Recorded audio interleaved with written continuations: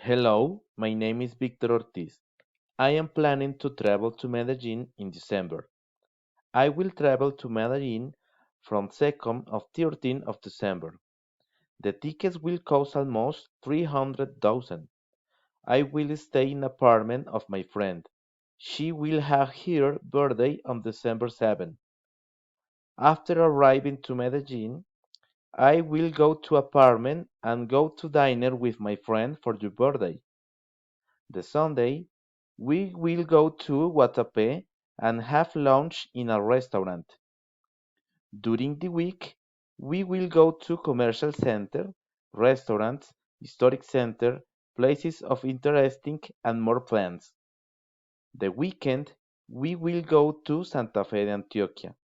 We will dinner in a restaurant famous of the city and go to Medellin in the night.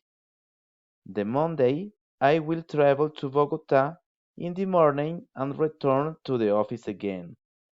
Thanks for your attention. It is all for today. Bye bye.